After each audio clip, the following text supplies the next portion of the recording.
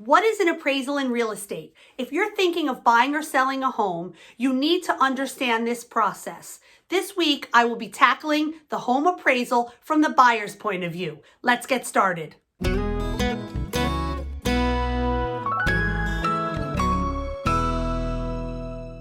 Hey everyone, welcome back. It's Cori, your local real estate expert with Monmouth County Dream Homes powered by RE/MAX Central, located right here in Marlboro Township.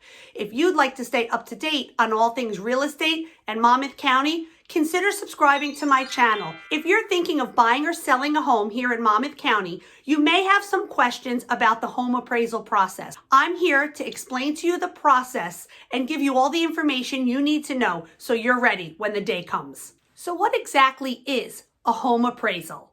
An appraisal is the process of developing and communicating an opinion of the value of a home. If you are taking out a loan or mortgage, you're going to need an appraisal. The goal is to ensure that the value of the home is sufficient enough to cover the debt. Basically what that means, the lender wants to be sure that you, as well as the property you're purchasing, is a good investment. Many people think that if a buyer is a cash buyer, there will not be an appraisal process. That is not true.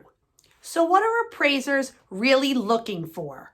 They will be gathering a lot of information about the property, and most likely they will begin their search with the tax records.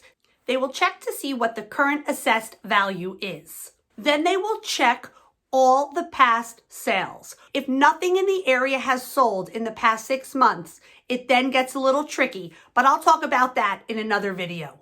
Here's a bit of advice. If you see that your appraiser is gathering his information from Zillow, fire them immediately. Remember, the appraisers are looking for and at what is permanently part of or attached to your home.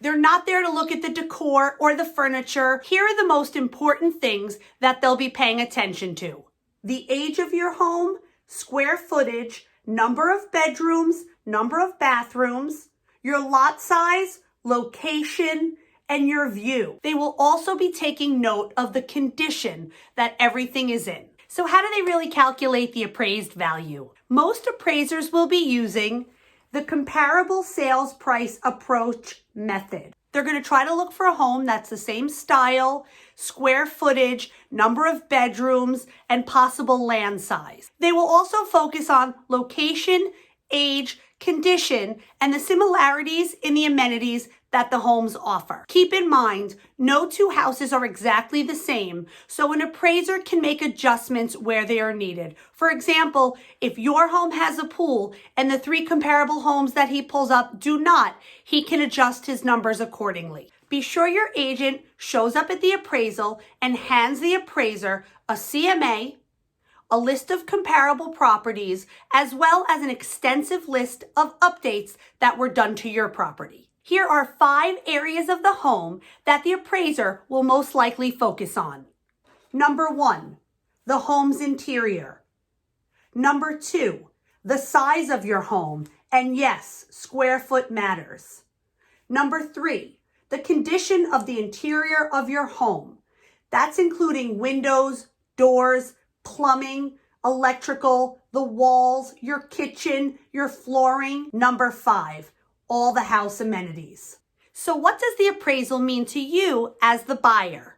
If you're purchasing a home, you need to understand and be aware if the appraisal does not come back at the asking price or higher, it will be very hard for you to obtain your mortgage. So if your appraisal comes back low, you'll be forced to make some pretty tough decisions. At this point, you'll have the option to go back to the sellers and see if they are willing to renegotiate the sales price.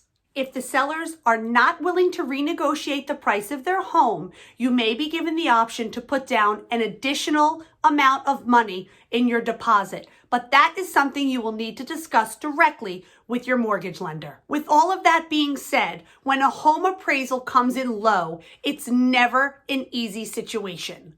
I'll have a video coming out in a few weeks dedicated to exactly what happens, what you can do, and how to handle it if a home appraisal comes in too low.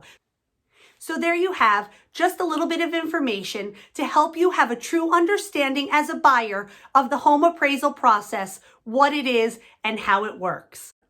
As always, thank you so much for joining me this week. I will be back next week to talk to you about something else that has to do with real estate or Monmouth County. Thanks so much. Bye-bye.